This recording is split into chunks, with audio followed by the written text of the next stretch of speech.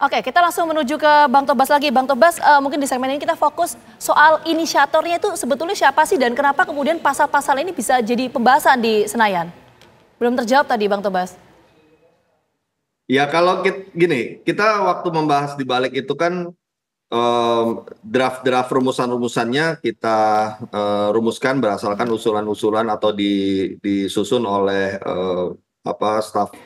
staf ahli ya yang mencoba merumuskan usulan-usulan yang ada. Nah dari situlah kemudian kita bahas. Jadi memang agak sulit kemudian kita menelusuri siapa yang paling awal memasukkan hal itu. Kita hanya membahas apa yang sudah tersedia di atas meja gitu ya. Apa yang sudah tersedia di atas meja, apa yang kemudian ditayangkan, nah itulah yang kita bahas. Nah kalau dari fraksi Partai Nasdem sendiri sejak awal sebenarnya, jadi ketika pembahasan pun kita sudah menolak.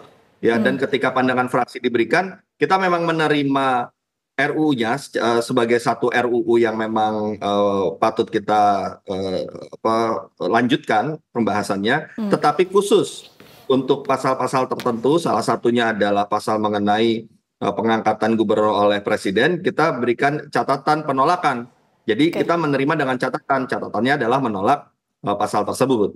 Nah jadi itu yang terjadi. Nah kalau saya sih lebih melihatnya sekarang apa yang harus kita lakukan ke depan ya. Yang harus kita lakukan ke depan adalah mencegah bagaimana kemudian pasalnya tetap seperti ini. Kita harus kembalikanlah hak demokrasi rakyat ya kembali pada pemilihan gubernur secara langsung, dan itu sangat terbuka karena kan kemarin baru merupakan draft RUU ya usulan dari DPR. Nah kemudian di masa sidang ini memang rencananya kita akan mulai melakukan pembahasan ya antara DPR dengan pemerintah ya termasuk dengan pasal-pasal tersebut. Dan ketika kemudian ini tengah berlangsung juga dari fraksi Partai Nasdem pun melakukan lobby-lobby kepada beberapa fraksi lainnya. Dan sekarang sih kalau saya lihat petanya sudah banyak yang mendukung agar pemilihan dilakukan secara langsung untuk gubernur ini. Dan mudah-mudahan itu yang terjadi. Tapi tetap yang namanya proses pembahasan undang-undang tetap harus kita mendapatkan pengawalan dari masyarakat yang melibatkan partisipasi yang bermakna dari masyarakat. Karena itulah yang bisa menjaga agar harapan-harapan masukan-masukan masyarakat yang tadi disampaikan oleh Prof. Burhan itu juga bisa tergambar dalam proses-proses di dalam pembahasan RUU ini. Baik, Bang Tobas, ini clear dan juga jelas sekali nih dari fraksi Nasdem, Bang Habibur Rahman, apakah kedepannya kemungkinan besar draft pasal 10 ayat 2 ini akan dicoret dan tidak akan lagi dimasukkan? Ya kalau kita melihat dari pernyataan tokoh-tokoh partai politik kan pasti arahnya ke sana ya. Partai Gerindra misalnya Pak Dasko menyampaikan begitu. Lalu ya hampir semua partai lah yang saya lihat, dan hal yang biasa namanya draft itu berubah total ketika sudah dibahas. Ya. Oke, tapi tadi menarik yang disampaikan oleh Bang Habib mengenai sikap yang disampaikan oleh fraksi Gerindra ya, Partai Gerindra berkaitan dengan usulan ini. Tapi betul nggak, tadi kan Prof. Burhan sempat menyampaikan tuh, psikologis dari Ketua Umum Partai itu sempat merasa kaget dengan ada usulan ini. Itu betul nggak sih Bang Habib? Enggak juga, karena kan kami tahu namanya penyusunan undang-undang itu kan ada tahapan-tahapannya ya. Kita kaget kalau sudah di pembahasan berbeda dengan apa yang kita sepakati, itu pasti kaget dan pasti karena tegur. Tapi kalau masih baru mau akan dibahas, istilahnya kalau dulu di film si Unyil itu namanya baru mau akan gitu kan. Baru mau akan dibahas, ya nggak ada inilah, ada beda tinggal diingatkan saja, nggak ada masalah. Baik, kita langsung ke Prof. Burhan. Prof. Burhan, sekarang memang masih misteri meskipun suara sore hari ini kedua bapak ini mereka sepakat bahwa tidak akan melanjutkan lagi draft yang membuat kontroversi ini. Kalau versi Prof. Burhan ke depannya cara mengawalnya bagaimana Prof agar ini terus transparan? Ya, begini ya, ada satu teori dalam ilmu politik namanya party atau elite collusion. Nah, party atau elite collusion itu yang seringkali bisa menjelaskan mengapa terjadi persekongkolan antar elit karena mereka menemukan titik kepentingan yang sama. Nah, kalau kita lihat dari kapan RUU DKJ ini muncul, memang di saat para elit politik terutama mereka yang mendukung pemerintahan Pak Jokowi itu belum terpecah. Jadi secara umum terjadi semacam kesepakatan antar elit supaya proses pemilihan gubernur dan wakil gubernur itu dimonopoli oleh Presiden atas usulan DPRD. Dan itu yang menjelaskan mengapa PKS menolak. Jadi kira-kira begitu ya. Jadi ada semacam party collusion. Nah, biasanya demokrasi itu berkembang kalau sikap elit politik itu tidak tunggal. Jadi publik atau civil society itu diuntungkan kalau terjadi tanda kutip perkelahian antar elit. Sehingga mengubah potensi kolusi antar elit dan mereka mengejar, nah ini istilah teknis lagi nih, namanya act motivation. Jadi act motivation itu satu reform, satu motivasi di kalangan elit untuk mendapatkan insentif opini publik yang positif.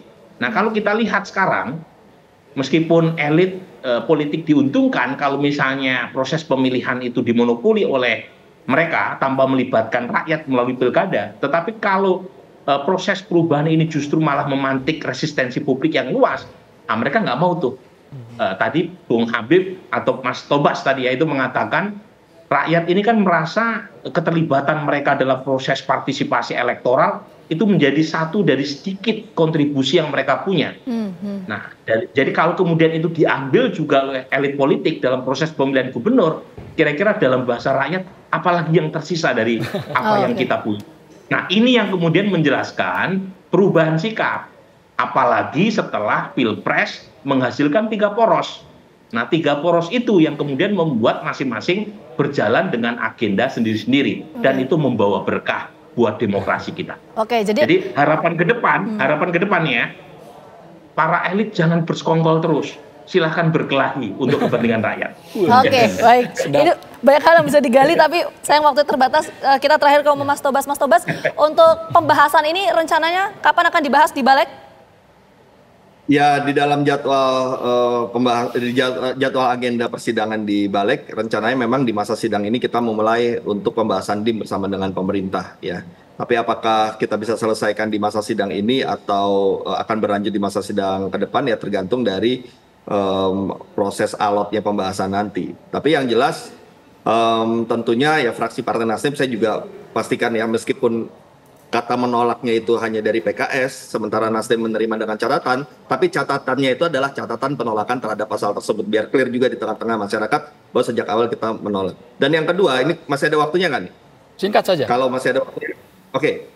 Jadi sebenarnya kalau saya menyambung apa yang disampaikan oleh Prof. Burhan tadi, ya, mungkin juga perubahan konstelasi pandangan sikap dari fraksi-fraksi ini juga terkait dengan kaitan antara RUU DKJ dengan rencana pilkada yang tadinya mau dimajukan bulan September. Nah, itu cluenya seperti itu. Tadi kan ada usulan memajukan pilkada, seluruh pilkada se-Indonesia di bulan September, bukan bulan November seperti di jadwalnya. Nah, sekarang kan konstelasi juga jadi berubah. Kenapa? Karena ada putusan MK yang menyatakan harus tetap di bulan November.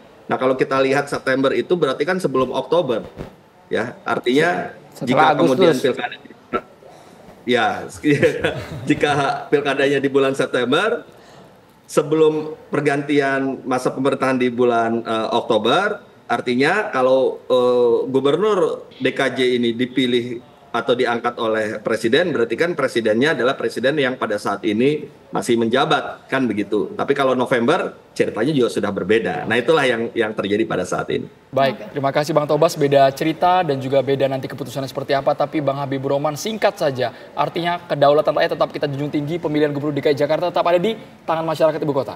Ya, insya Allah ya seperti itu, dan secara resmi akan disampaikan oleh fraksi Partai Gerindra yang akan rapat di Badan Legislasi. Terima kasih banyak Bang Habibur Rahman, Bang Tobas, Prof. Burhan sudah bergabung bersama kami.